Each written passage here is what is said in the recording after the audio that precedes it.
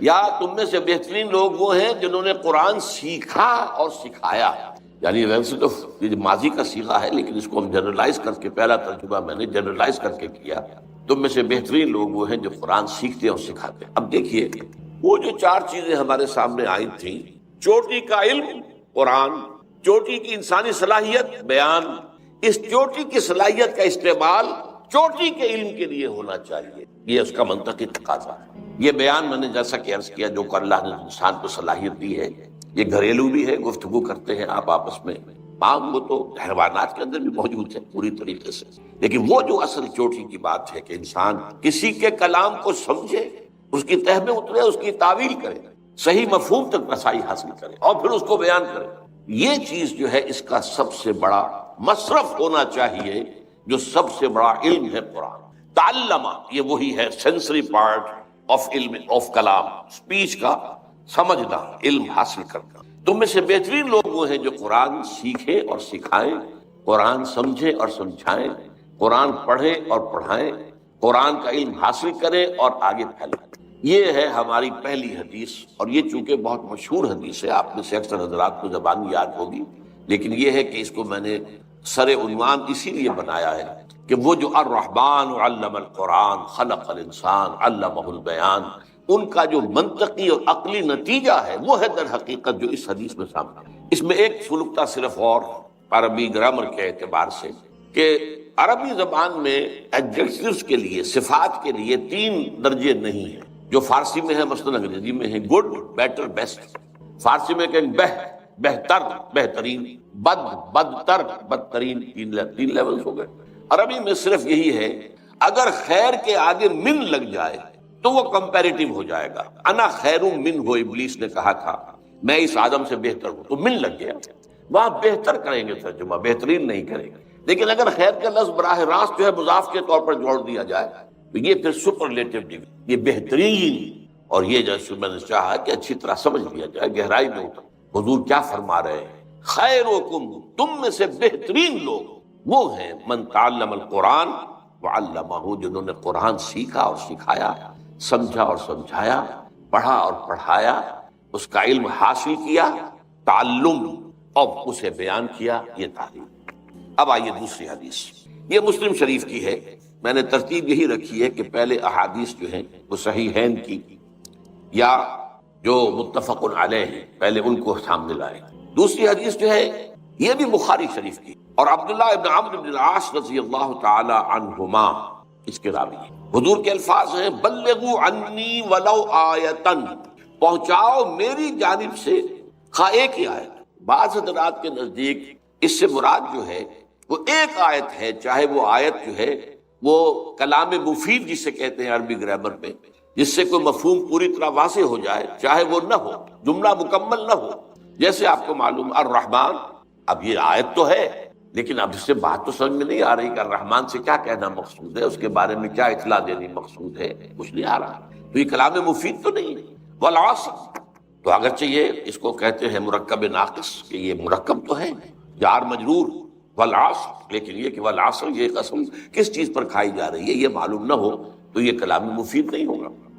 ہاں والعصر ان الانسان لفی خسر، اب یہ کلام مفید ہو گیا. تو بعض حضرات کے نزدیک آیتن جو ہے واحدتن ہو، چاہے وہ جملہ نہ بھی بنتا، اور اکثر کے نزدیک یہ ہے کہ اس سے مراد جو ہے وہ جملہ مفیدہ، یعنی آیت جو ہے یا تو وہ اپنی جگہ ایک مکمل جملہ ہو، ان الانسان لفی خسر ایک مکمل جملہ ہے، اور خواہ وہ یہ کہ 2-3 آیتوں سے مل کر وہ جملہ بنتا ہو. جیسے کہ ابھی ہم نے پڑھا الرحمن علم القرآن، جملہ تو تب بنا رحمان نے قرآن سکھایا. لیکن بہرحال یہ اس میں جو ایک آیت کا لفظ استعمال کیا ہوا، اس سے اس کی طرف تاکید کیا. ذرا آپ اندازہ کیجئے کہ یہ نہیں کہا جا رہا کہ ایک ہی آیت کی آپ تبلیغ کرتے پھریں. ظاہر بات ہے اس میں تو بڑے خطرات ہیں.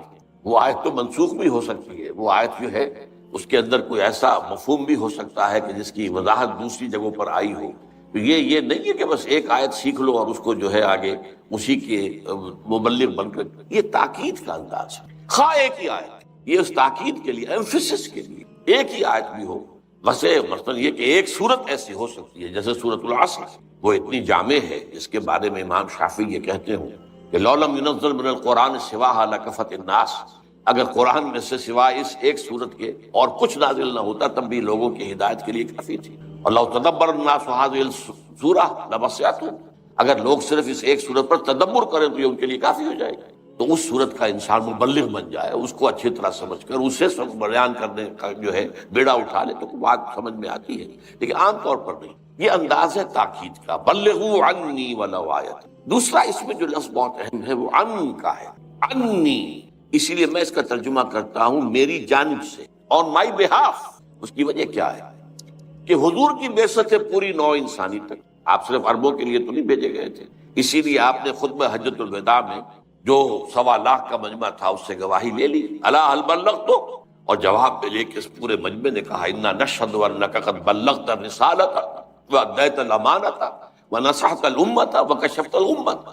3 دفعہ یہ سوال جواب، اس کے بعد انگلی اٹھائی آسمان کی طرف 3 دفعہ، اور پھر اشارہ لوگوں کی طرف، اللہم اشہد، اے اللہ تو بھی گواہ ہے میں نے پہنچا دیا.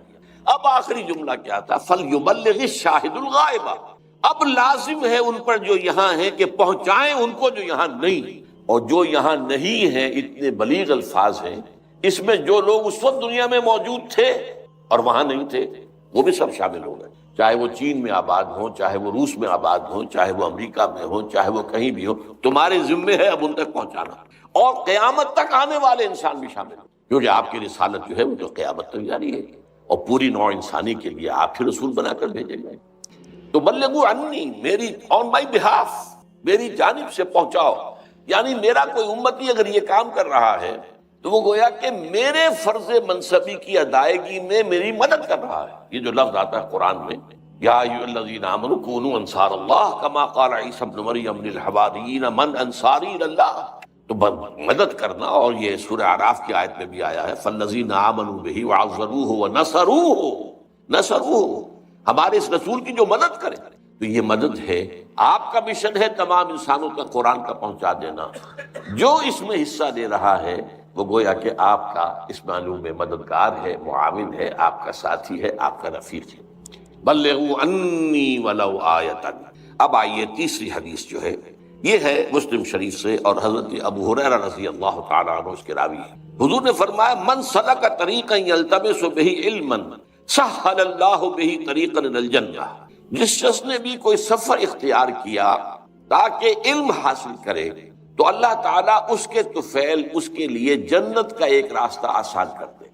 یعنی آدمی جو ہے، پچھلے زمانے میں تو آپ کو معلوم ہے کوئی کالجز اور یونیورسٹیز تو تھی نہیں. معلوم ہوا کہ فلاں جگہ بصرہ شہر میں کوئی بہت بڑے عالم ہے قرآن کے، اب ایک شخص سینکڑوں میل کا سفر طے کر کے وہاں جا رہا ہے. یا فلاں جگہ پر دمشق میں کوئی صحابی ابھی ہیں جو کوئی حدیث روایت کرتے ہیں براہ راست. ہم تک تو روایت وہ آئی ہے 2-3 لنکس کے ساتھ، براہ راست جو ہے وہ اس کو سننے کے لیے لمبا سفر کیا وہاں گئے. تو یہ سفر کیا کرتے تھے لوگ، اور آپ اپنے بڑے بزرگوں کے حالات میں یہی پڑھتے ہیں. پہلے وہاں گئے، وہاں سے علم حاصل کیا، پھر وہاں سے وہاں گئے، وہاں علم حاصل کیا، پھر وہاں سے وہاں گئے. اس لیے کہ سینٹرز آف ایکسلنس جو ہے وہ مختلف جگہوں پر تھے. کہیں پر کوئی بہت بڑا محدث بیٹھا ہوا ہے، تو کہیں پر کوئی بڑا مفسر بیٹھا ہوا ہے، کہیں پر کوئی فلسفی بیٹھا ہوا ہے، کوئی علم کلام کا ماہر بیٹھا ہوا ہے، کوئی علم الرجال کا ماہر کہیں بیٹھا ہوا ہے. تو مختلف جگہوں سے جا کر جو ہے وہ تحصیل علم کرتے تھے. تو من سلک طریقا یلتمس بہ علما فیہ علما. اب یہاں پر جو اگلی 2 آیتیں ہم پڑھ چکے، 2 حدیثیں، علم کا مفہوم معین ہو جانا چاہیے کہ یہاں پر مراد علم قرآن، اصل علم. اس لیے کہ اسی حدیث میں جو ہم پڑھ رہے ہیں یہ بات واضح ہو جائے گی. سہل اللہ بہ طریقا الی الجنہ. اب سنیے نقشہ کھینچا ہے. وَمَجْتَمَعَ قَوْمٌ فِي بَيْتٍ مِّن بُيُوتِ اللَّهِ يَتْلُونَ كِتَابَ اللَّهِ وَيَتَدَارَسُونَهُ بَيْنَهُمْ إِلَّا نَزَلَتْ عَلَيْهِمُ السَّكِينَةُ وَغَشِيَتْهُمُ الرَّحْمَةُ وَحَفَّتْهُمُ الْمَلَائِكَةُ وَذَكَرَهُمُ اللَّهُ فِي مَنْ عِندِهِ. اور نہیں جمع ہوتے کچھ لوگ اللہ کے گھروں میں سے کسی گھر میں اللہ کی کتاب کی تلاوت کے لیے اور اس کو باہم ایک دوسرے سے سمجھنے کے لیے، مگر یہ کہ اللہ ان کے اوپر نازل فرما دیتا ہے سکینت، اور رحمت ان کو ڈھانپ لیتی ہے، اور فرشتے ان کے گرد گھیرا ڈال لیتے ہیں، اور اللہ تعالیٰ ان کا ذکر کرتا ہے. ملائکہ میں فی من عندہ، اس کے جو پاس ہے، ملائکہ مقربین، ملائکہ بھی عام نہیں جو اس کے پاس ہے، ملائکہ مقربین، ملائکہ اعلیٰ.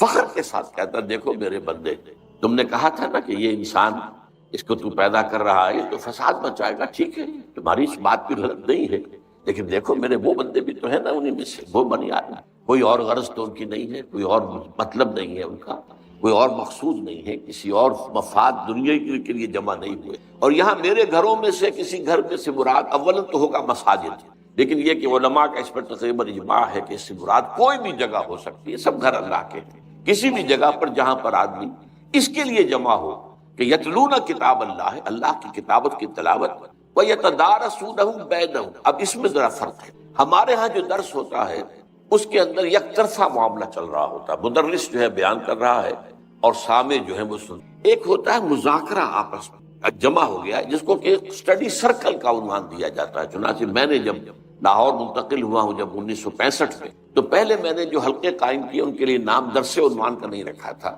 بلکہ حلقہ ہائے مطالعہ قرآن، قرآنک اسٹڈی سرکلز۔ تو اس کے اندر یہ ہے کہ ایک دوسرے سے بات کو سمجھنا اور سمجھانا، تدارس باب تفاعل کے اندر آ گیا ہے۔ اس میں مشارکت ہوتی ہے، لوگوں کی سب کی شرکت ہوتی ہے، اور یہی بہترین طریقہ ہوتا ہے سیکھنے اور سکھانے کا۔ اگرچہ حالات کے تقاضے کے تحت جو ہے وہ ہمارا مونولوگ کے انداز میں ایک آدمی کی گفتگو کے ذریعے سے بہرحال بات پھیلتی ہے۔ تو فرمایا کہ نہیں جمع ہوتے میرے گھروں میں سے کسی گھر میں میرے کچھ بندے میری کتاب پڑھنے اور آپس میں ایک دوسرے کے سمجھنے اور سمجھانے کے لیے، مگر یہ کہ ان پر سکینت نازل ہوتی، یہ قلب مطمئنہ، سکینت، سکون، غشیتہم الرحمہ، اور رحمت ان کو ڈھانپ لیتی، وحفتہم الملائکہ، اور فرشتے ان کے گرد گھیرا ڈال لیتے، وذکرہم اللہ فی من عندہ، اور اللہ ذکر کرتا ہے ان کا ان لوگوں، ان میں، ان کے سامنے جو اس کے پاس ہے، اپنے فرشتوں کے سامنے اللہ تعالیٰ ذکر فرماتا ہے۔ آپ اس پر خوشی منائیے اور فاستبشروا۔ آج ہمارا ذکر بھی اللہ تعالیٰ اس اپنی ملأ اعلیٰ کی محفل میں، خدا خود میر محفل بود اندر لامکاں خسرو، ایک ہے نا محفل، وہ ہمارے لیے لامکاں ہے لیکن وہ ایک خاص مکان ہے جہاں اللہ تعالیٰ جو ہے اس کا عرش ہے، اس کے ارد گرد جو ہے حولہ جو ہے اس فرشتے، تو اس محفل میں ذکر وہ اللہ تعالیٰ کی طرف سے خوشخبری کی سب سے بڑی بات ہے۔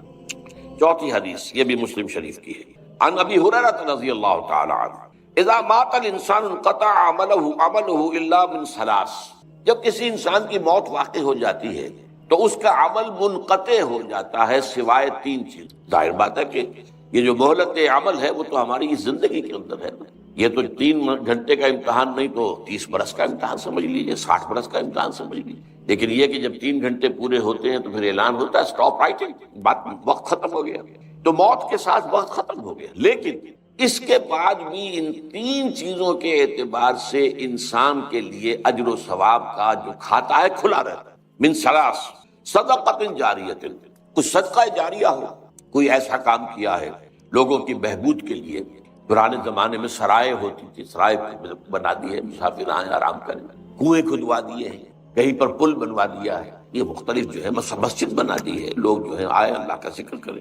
علم ينتفع به، نمبر 2 وہ علم کے جس کے ذریعے سے نفع حاصل کیا جا رہا ہو، یعنی اس نے اپنی زندگی میں جو علم پھیلایا تھا اب وہ علم تو آگے پھیلے گا، اس کے شاگرد آگے پھیلائیں گے، ان کے شاگرد اس سے آگے پھیلائیں گے، جہاں تک یہ سلسلہ جاری رہے گا۔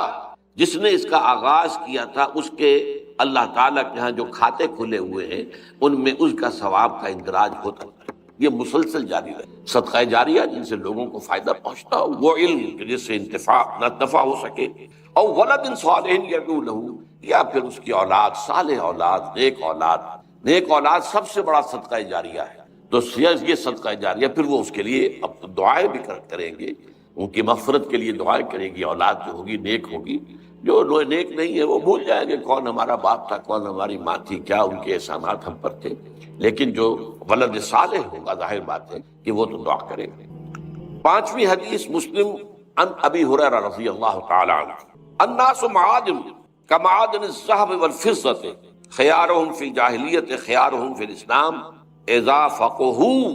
یہاں اس حدیث کو میں خاص طور پہ اس لیے لایا ہوں کہ ایک لفظ جو ہے تفقہ، فقہ، اس کو آپ سمجھ سکیں۔ قرآن کے علم کے لیے علم کا لفظ بھی ہے، قرآن کے علم کے لیے حکمت کا لفظ بھی ہے، قرآن کے علم کے لیے خیر کا علم بھی ہے، قرآن کے علم کے لیے حکمت کا لفظ بھی ہے، اور تفقہ کا لفظ بھی ہے۔ تو یہ تمام چیزیں جو ہیں وہ اس علم کے اور اس فہم کے مختلف پہلوؤں کو واضح کرنے والی۔ حضور فرماتے ہیں کہ لوگوں کی مثال معدنیات کی سی، یعنی ایک سونے کی اور کو صاف ستھرا کریں گے تو کیا بنے گا؟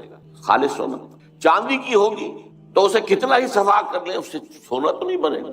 چاندی بنے گی، چاندی صاف ہو جائے گی، تانبے کی ہوگی تو تانبا ہی بنے گا۔ اسی طرح انسان بھی اپنی خلقت کے اعتبار سے مختلف مزاج لے کر دنیا میں آتے ہیں۔ اس پہلو سے جیسے سونا بھی ہے، چاندی بھی ہے، اسی اللہ نے پیدا کی ہے، لیکن سونے کی اور کو صاف کریں گے سونا بنے گا، چاندی کی اور صاف ہو جائے گی چاندی بنے گی۔ اسی طریقے سے انسانوں میں سے یہ بھی معدنیات کی طرح ہیں، جیسے کہ سونے اور چاندی کی معدنیات ہوتی ہیں۔ خیارہم فی الجاہلیت خیارہم فی الاسلام، ان انسانوں میں سے جو بہترین لوگ ہوتے تھے جاہلیت کے دور میں، اسلام لانے سے پہلے، وہی بہترین ہوئے اسلام لانے کے بعد۔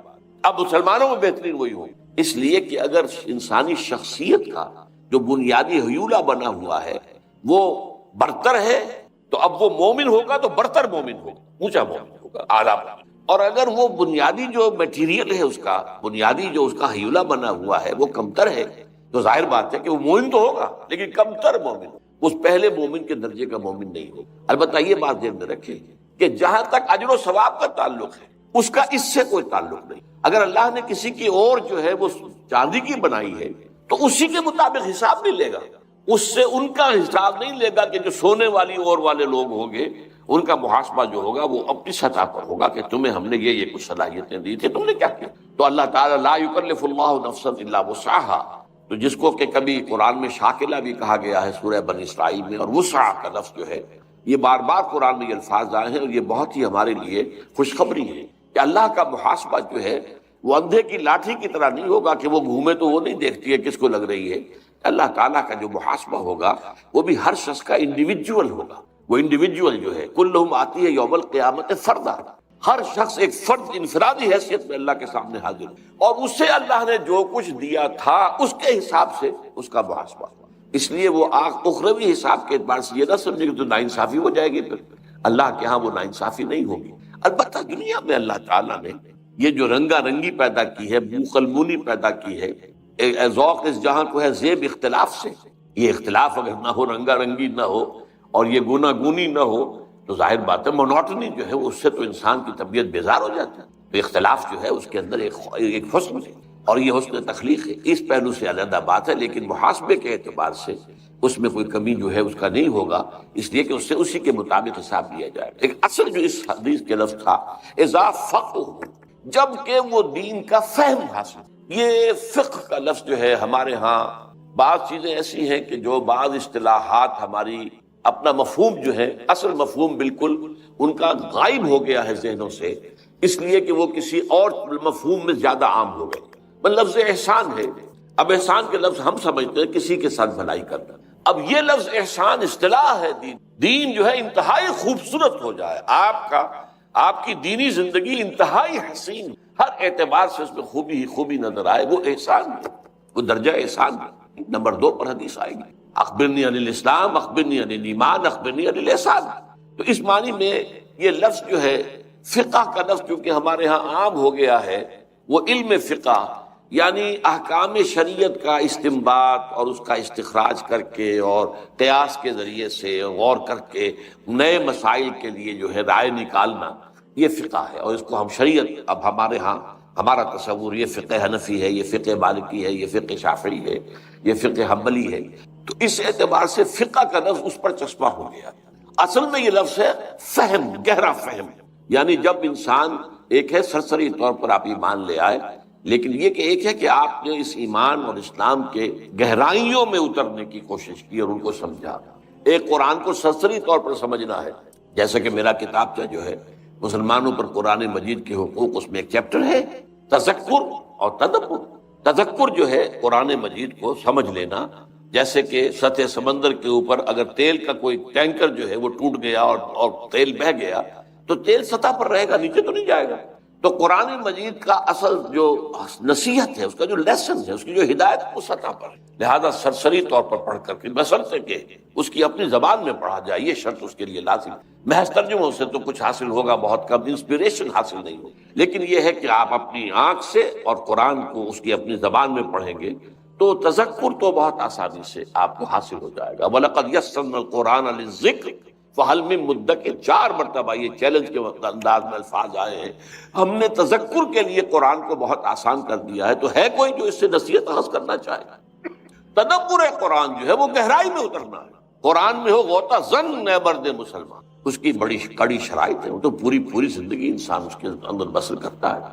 حضرت عبداللہ ابن عمر رضی اللہ تعالیٰ عنہما کا ایک قول ہے کہ میں نے صرف سورہ بقرہ پر 8 سال تک تدبر کیا، 8 سال، حالانکہ انہیں کوئی صرف و نحو پڑھنے کی ضرورت تو نہیں تھی، عربی زبان ان کی اپنی زبان تھی، جس ماحول میں قرآن نازل ہوا اسی کا ایک پارٹ اینڈ پارسل وہ بھی تھے، کوئی انہیں شان نزول کی روایات کی تلاش کی ضرورت نہیں تھی۔ تو تدبر جو ہے اس کا کچھ اور تقاضا، تفقہ وہ در حقیقت اصل گہرائی والی بات ہے۔ اذا فقہوا، یہی لفظ ایک اور حدیث میں آ رہا ہے۔ اب یہ ہے، یہ متفق علیہ روایت ہے، بخاری و مسلم رحمہم اللہ، عن معاویہ رضی اللہ تعالی عنہ، حضرت معاویہ ان سے یہ روایت ہے، حضور فرماتے ہیں من یرید اللہ بہ خیرا یفقہہ فی الدین وانما انا قاسم واللہ یعطی۔ حضور فرماتے ہیں اللہ تعالیٰ جس شخص کے ساتھ خیر کا ارادہ فرماتا ہے، بھلائی کا، اس کے درجات بلند کرنے کا ارادہ فرماتا ہے، تو اسے دین کا تفقہ عطا کر۔ ایک ہے دین کی سرسری جو ہے معلومات ہے، یا دین کا جو قانونی حصہ ہے اس کے بارے میں تفاصیل معلوم ہے، اور ایک یہ ہے کہ تفقہ فی الدین، دین کے اندر گہرائی میں اتر کر سمجھا جائے کسی حکم کا مقصد کیا ہے، کسی حکم کی حکمت کیا ہے، احکام میں اولن کون سے ہیں، دوم کون سے ہیں، کون سی چیز جو ہے اولیت رکھنے والی ہے، کون سی چیز ثانویت کی حامل ہے۔ کہیں الٹا نہ کر دیں کہ جو ثانوی ہے اس سے آپ اولین بنا لیں اور جو اولین ہے اسے ثانوی بنا لیں، تو سارا جو اپ سائڈ ڈاؤن ہو جائے گا، معاملہ گڑبڑ ہو جائے گا۔ حالانکہ ٹھیک ہے دونوں چیزیں جو ہیں وہ ہیں، اس میں وہ دین ہی کے حصے ہیں، لیکن اس دین کے اندر ایک چیز اولین اہمیت کی تھی آپ نے ثانوی بنا دی، اور ایک ثانوی اہمیت کی تھی اسے آپ نے اولین کے درجے پر رکھ دیا، تو آپ نے تو الٹا کر دیا معاملہ، تو وہ سارا جو ہے تفقہ معاملہ ختم ہو جائے گا۔ تو یفقہ فی الدین، دین کا تفقہ حاصل کرنا، اور اس کے لیے خاص طور پر میں یہاں نہیں ہے وہ روایت، حضور صلی اللہ علیہ وسلم نے حضرت عبداللہ ابن عباس اپنے چچیری بھائی رضی اللہ تعالی عنہما، ان کے لیے خاص طور پر اللہ سے دعا کی، اللہم فقہہ فی الدین وعلمہ التاویل، اے اللہ اس نوجوان کو دین کا تفقہ عطا کر، دین کا گہرا فہم، گہرائی میں سمجھ، گہری فہم، اور اس کے ساتھ جوڑ کر آیا ہے علمہ التاویل، قرآن کی تعویل کا علم عطا کر۔ میں نے بتایا تھا تفسیر اور ہے، تعویل اور ہے۔ تفسیر میں بحث کی جاتی ہے الفاظ سے، ترکیب سے، نحو سے، صرف سے، اس سے، اس سے، یہ تو ہے وہ تفسیر ہو رہی ہے، یا اس کا جو ہے شان نزول یہ ہے۔ ایک ہے اس کلام کے فہم کو اس کے اصل مدلول تک پہنچانا، اصل اس میں مقصود کیا ہے، کیا بات کہنی جو ہے مطلوب ہے، اس تک پہنچا دینا۔ تعویل کے معنی اول کیا ہے، لوٹانا، تو اسی معنی میں کسی چیز کو لوٹا دینا اس کے اصل کی طرف، اس کے اصل مفہوم کی طرف، یہ تعویل ہے۔ تو در حقیقت تفقہ فی الدین اور تعویل قرآن یہ دونوں ایک ساتھ جڑے ہوئے ہیں، ان دونوں کا گہرا تعلق ہے۔ اسی لیے حضور نے دعا میں ان دونوں چیزوں کو شامل کیا، اللہم فقہہ فی الدین وعلمہ التاویل۔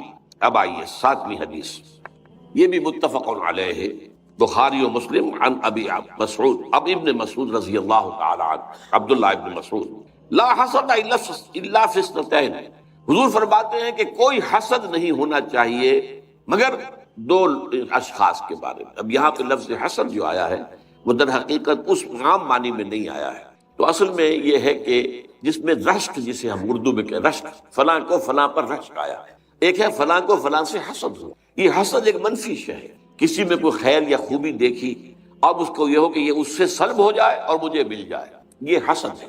ایک یہ ہے کہ اللہ تو نے اس کو یہ خیر دیا مجھے بھی عطا کر، یہ رشک ہے، اور اس کے اندر کوئی برائی نہیں ہے، یہ اچھائی ہے، ٹھیک ہے۔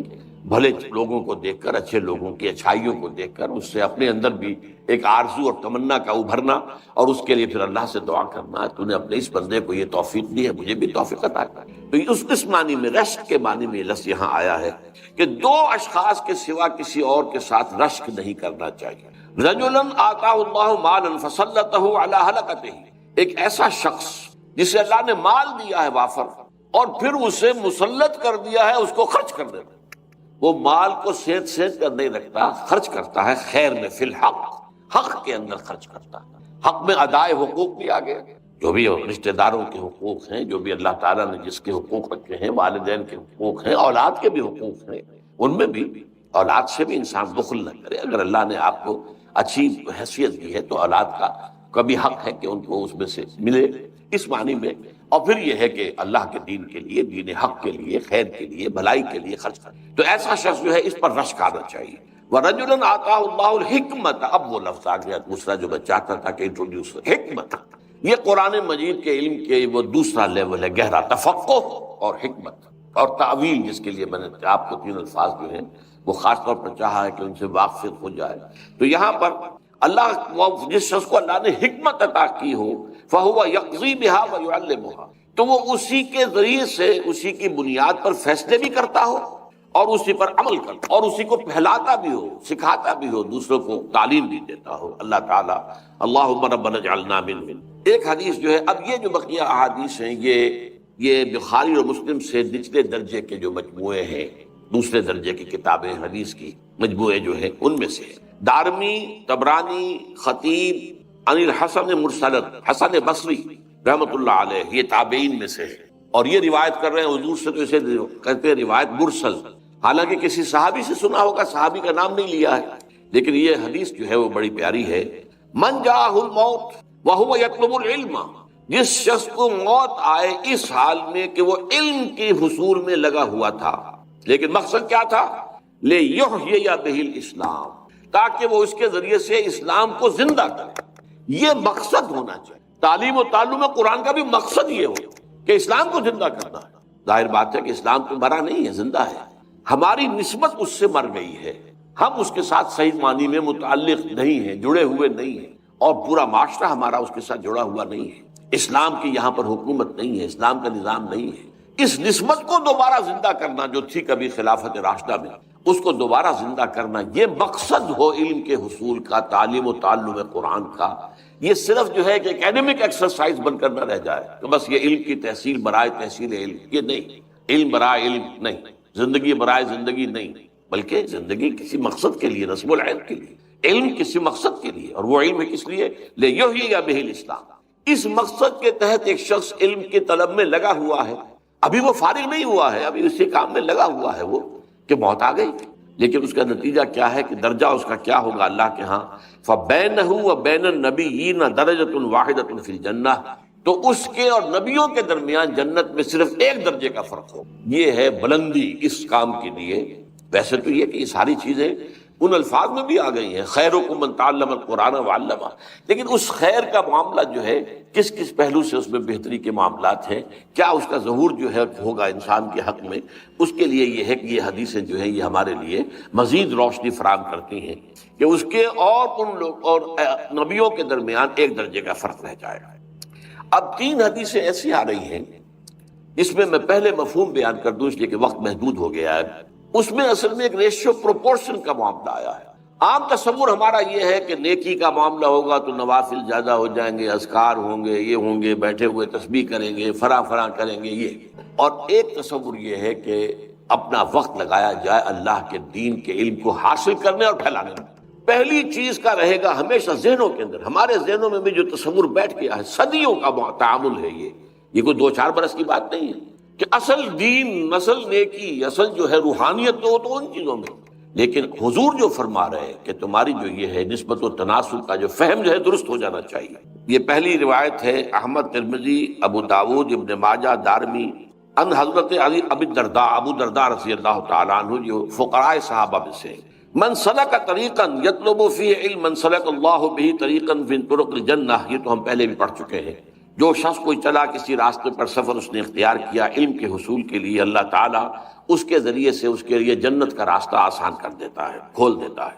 وَإِنَّ الْمَلَائِكَةَ تَضَعُ أَجْنِحَتَهَا رِضًا لِطَالِبِ الْعِلْمِ، فرشتے اپنے پر بازو پھیلاتے ہیں، نیچے کرتے ہیں، عزت کرتے ہوئے، رضًا لطالب العلم، علم کے طالب، یہ اس کا مقام ہے طالب علم کا۔ وَإِنَّ الْعَالِمَ يَسْتَغْفِرُ لَهُ مَنْ فِي السَّمَاوَاتِ وَمَنْ فِي الْأَرْضِ، اور عالم کے لیے استغفار کرتے رہتے ہیں وہ سب کے جو آسمانوں میں اور زمین میں ہیں۔ لیکن عالم کا وہی تصور رکھیے، لیحیی بہ الاسلام، عالم کا تصور یہ کہ اس میں سب سے چوٹی پر علم قرآن، اور قرآن کا بھی صرف علم جو ہے وہ شریعت والا علم نہیں، بلکہ اس میں تفقہ اور حکمت اور گہرائی، اس کو وہ ساری چیزیں سامنے رہیں، تب پھر ان حدیث کا مطلب سمجھ میں آئے گا۔ تو یہاں تک کہ حتی الحیتان فی جوف الماء، یہاں تک کہ پانی کے اندر جو مچھلیاں ہیں وہ بھی استغفار کرتی ہیں۔ وَإِنَّ فَضْلَ الْعَالِمِ عَلَى الْعَابِدِ كَفَضْلِ الْقَمَرِ لَيْلَةَ الْبَدْرِ عَلَى سَائِرِ الْكَوَاكِبِ، اور جان لو فضیلت ایک عالم کی عابد پر، ایک عابد ہے، عبادت گزار ہے، رات بھر کھڑا ہو کر نماز پڑھ رہا ہے، اور وہ جو ہے دن بھر روزہ رکھ رہا ہے، ہمیشہ رکھ رہا ہے، یا آخری درجہ جس کی اجازت ہے کہ ایک دن روزہ رکھو اور ایک دن ناغہ کرو، یہاں تک پہنچ گیا ہے۔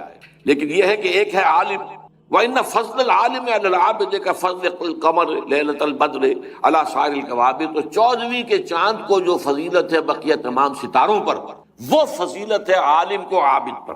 وَإِنَّ الْعُلَمَاءَ وَرَثَةُ الْأَنبِيَاء، اور علماء جو ہیں وہ تو نبیوں کے وارث ہیں۔ وَإِنَّ الْأَنبِيَاءَ لَمْ يُوَرِّثُوا دِينًا وَلَا دِينَارًا دِرْهَمًا وَإِنَّمَا وَرَّثُوا عِلْمًا فَمَنْ أَخَذَهُ أَخَذَ بِحَظٍ وَافِرٍ، اور نبیوں نے کوئی بھی دولت نہیں چھوڑی درہم و دینار وراثت میں۔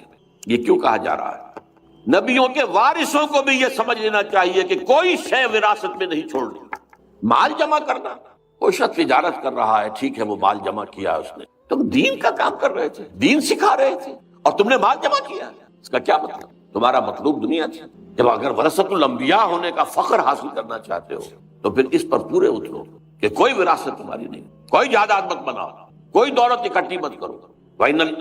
ان العلماء ورثۃ الانبیاء وان الانبیاء لم یورثوا دینارا ولا درہما وانما ورثوا علما، انہوں نے علم جو ہے وراثت میں چھوڑا، تو جو کچھ جو لیتا ہے اس کو، اس علم کو، اور اس کو حظ وافر، تو اس کا جو ہے اللہ تعالیٰ کے ہاں پھر اس کے لیے بہت ثواب ہے۔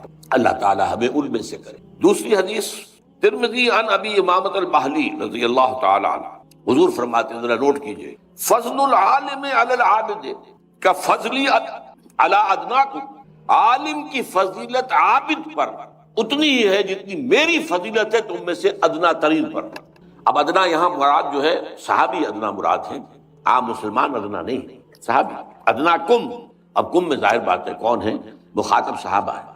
فضل العالم علی العابد کفضلی علی ادناکم، عابد کے اوپر عالم کی فضیلت ایسی ہے جیسے میری فضیلت ہے تم میں سے کسی کم ترین پر، جو صحابہ میں سب سے کم درجے کے صحابی۔ وَإِنَّ اللَّهَ وَمَلَائِكَتَهُ وَأَهْلُ السَّمَاوَاتِ وَالْأَرْضِ حَتَّى النَّمْلَةُ فِي جُحْرِهَا وَحَتَّى الْحُوتُ لَا يُصَلُّونَ عَلَى مُعَلِّمِ النَّاسِ الْخَيْرَ، اور جان لو یقیناً اللہ اور اس کے فرشتے اور تمام آسمان والے، تمام زمین والے، یہاں تک کہ اپنے بلوں میں چیونٹیاں، اور یہاں تک کہ جو پانی کے اندر ہیں مچھلیاں، لا یصلون، وہ درود بھیجتے رہتے ہیں، وہ خیر کی دعائیں کرتے رہتے ہیں، علی معلم الناس الخیر، اس شخص پر کہ جو لوگوں کو خیر کی تعلیم دیتا۔ اب یہاں الخیر کا لفظ قرآن کے لیے آیا ہے، سب سے بہترین شے، اور یہ بات جو ہے قرآن مجید میں سورہ یونس کی 2 آیتوں کے حوالے سے پوری طرح ذہن نشین ہو جانی چاہیے۔ یا ایھا الناس قد جاءتکم موعظۃ من ربکم وشفاء لما فی الصدور وہدی ورحمۃ للمؤمنین قل بفضل اللہ وبرحمتہ فبذلک فلیفرحوا هو خیر مما یجمعون، جان لو کہ یہ قرآن جو ہے اس کا نزول اللہ کے فضل اور اس کی رحمت کا سب سے بڑا منظر ہے، اور الرحمن علم القرآن، اور یہ بھی جان لو کہ اس پر خوشیاں مناؤ کہ اللہ نے تمہیں قرآن عطا کیا ہے، یہ ان تمام چیزوں سے زیادہ قیمتی ہے جو تم جمع کرتے ہو، جو یہ جمع کرتے ہیں، یعنی وہی جس کا ابھی آیا ہے، وہ جمع کریں گے تو وراثت بنے گی، اگلوں کو منتقل ہوگا۔ دنیا میں جو چیزیں بھی جمع کی جاتی ہیں ان تمام چیزوں میں سب سے زیادہ قیمتی شے جو ہے وہ قرآن۔ دارمی میں جس سے روایت ہے حضرت حسن سے، پھر وہی حسن بصری رحمۃ اللہ علیہ مراد ہے مرسلا، سئل رسول اللہ عن رجلین، سوال کیا گیا اللہ کے رسول سے 2 اشخاص کے بارے میں، کانا فی بنی اسرائیل، وہ دونوں بنی اسرائیل میں سے تھے، احدہما کانا عالما، ایک ان میں سے عالم تھا، یصلی المکتوبۃ، وہ صرف فرض نماز پڑھتا تھا، ثم یجلس فیعلم الناس الخیر، اور پھر وہ بیٹھ جاتا تھا اور لوگوں کو خیر کی تعلیم دی۔ پھر یہاں وہ لفظ خیر آ گیا، مراد قرآن، سب سے بڑا خیر قرآن، هو خیر مما یجمعون، والآخر، اور دوسرا وہ تھا جو یصوم النہار، ہمیشہ روزہ رکھتا تھا، ویقوم اللیل، پوری رات کھڑا رہتا تھا نماز میں، ایہما افضل، اے نبی یہ بتائیے ان میں سے افضل کون ہے؟ قال رسول اللہ صلی اللہ علیہ وسلم، فرمایا حضور نے صلی اللہ علیہ وسلم، فضل هذا العالم الذي يصلي المکتوبۃ ثم يجلس فيعلم الناس الخیر، اس شخص کی فضیلت کہ جو صرف فرض نماز پڑھ کر اور پھر وہ لگاتا ہو اپنا وقت، بیٹھ جاتا ہو اور لوگوں کو خیر کی تعلیم دیتا ہو، علی العابد الذی یصوم النہار ویصلی اللیل، اس عبادت گزار پر جو ہمیشہ روزہ رکھتا ہو اور وہ رات بھر کھڑا رہتا ہو، کا فضلی علی ادناکم، فضیلت وہی ہے جو میری فضیلت ہے تم میں سے کسی کم تری نہیں۔ یہ تین احادیث اس اعتبار سے بہت اہم ہے کہ ہمارا جو نسبت و تناسب کا معاملہ ہے، ہمارے اندر جو ہے وہ سینس پیدا ہونا چاہیے، سینس آف پروپورشن۔ وہ جو چیزیں ہمارے ہاں بالکل الٹ گئی ہیں، ان تصورات کو توڑنا آسان کام نہیں، لیکن یہ کہ بہرحال ان احادیث نبویہ کے حوالے سے ہمیں اپنا وہ جو ہے ویلیو سٹرکچر جو ہے، جو اس کو تصحیح اس کی کر لینی چاہیے، اس کو اور ان احادیث کو تازہ کرتے رہنا چاہیے۔ اور جو لوگ اس کام میں خاص طور پر لگے ہوئے ہوں، انہیں سب سے زیادہ ضرورت ہے کہ ان احادیث جو ہے ان کو اپنے مستحضر رکھیں، تاکہ انہیں ایک انشراح جو ہے وہ مسلسل حاصل ہوتا رہے کہ جو کام ہم کر رہے ہیں وہ صحیح راستہ ہے، اور اسی راستے کی طرف اللہ اور اس کے رسول نے رہنمائی کی ہے۔ اب آخری حدیث ہے ایک برعکس کیفیت کے لیے۔ اسی علم کا حصول دنیا کمانے کے لیے بھی ہوتا ہے، پیشہ ورانہ حصول ہو رہا ہے دنیا کمانے کے لیے، اور بدقسمتی سے ہمارے ہاں دین بھی اب ایک پیشہ بن گیا ہے، اور عام طور پر دینی تعلیم عام طور پر اللہ ماشاءاللہ وہ اسی اعتبار سے ہوتی ہے کہ اس سے ایک بہرحال ایک ذریعہ معاش جو ہے وہ بھی حاصل ہو جائے گا، مسجدوں میں خطابت ہوگی، امامت ہوگی، وغیرہ وغیرہ۔ تو یہ چیز اب نوٹ کر لیجئے کہ اس علم کے، جیسے کہ اس سے پہلے حدیث آئی ہے وَهُوَ يَطْلُبُ الْعِلْمَ لِيُحْيِيَ بِهِ الْإِسْلَامَ، علم حاصل کر رہا ہو وہ اسلام کو زندہ کرنے، احیاء دین کے لیے، احیاء اسلام کے لیے، تجدید دین کے لیے، دین کو تازہ کر دینے کے لیے، اقامت دین کے لیے، دین کو قائم کر دینے کے لیے۔ اس کے برعکس من طلب العلم، جس شخص نے علم حاصل کیا، طلب کیا، لِيُجَارِيَ بِهِ الْعُلَمَاءَ، تاکہ وہ ہم نشین بن جائے علماء کا۔ اب علماء بیٹھے ہوتے ہیں تو آپس میں گفتگو کر رہے ہوتے ہیں تو ان کی اصطلاحات اور ہوتی ہیں، عام آدمی بیٹھا ہوا ان کی بات وہ آپس میں جب گفتگو کر رہے نہیں سمجھتے، لیکن وہ اصطلاحات گاڑھی مذہبی دینی اصطلاحات استعمال کرتے ہیں۔ تو میں بھی علماء کی مجلس میں بیٹھنے کے قابل ہو جاؤں، میں بھی تاکہ بیٹھوں اور وہی اصطلاحات جو ہیں ان کو سمجھوں بھی اور ان کے اندر میں گفتگو کر سکوں۔ وَلَيُمَارِيَ بِهِ السُّفَهَاءَ، یا روب گانٹھے بے وقوفوں پر، جو بے علم ہیں یا جو لوگ جاہل ہیں یا کم علم ہیں، ان کے اوپر جو ہے وہ اپنا ایک ان کے ساتھ بحث و تبحیث کرنے کا اپنا روب گانٹھے اپنے علم کا اور سکہ جمائے۔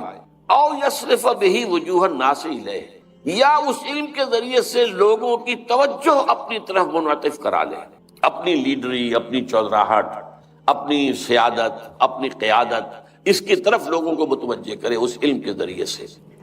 ادخلہ اللہ النار، ایسے شخص کو اللہ تعالیٰ یقیناً آگ میں داخل۔ تو یہ وارننگ، یعنی باقی ساری حدیثیں جو ہے وہ جہاں اس فضیلت کا ذکر سامنے آیا ہے اور اس کے ضمن میں مختلف اصطلاحات جو آپ کے سامنے آئی ہیں ان کو سمجھنا، لیکن یہ کہ یہ وارننگ والی جو ہے آخری حدیث، یہ اس اعتبار سے کہ جو نیت ہے وہ صحیح ہونی چاہیے، اس لیے کہ اکثر محدثین نے اپنے جو مجموعے مرتب کیے ان میں سب سے پہلے وہی حدیث لائے کہ جو حضرت عمر رضی اللہ تعالیٰ عنہ سے مروی ہے نیت کے بارے میں، انما الاعمال بالنیات، اعمال کا دار و مدار نیت ہے، نیکی کا کام کوئی بڑے سے بڑا ہو، نیت خراب ہے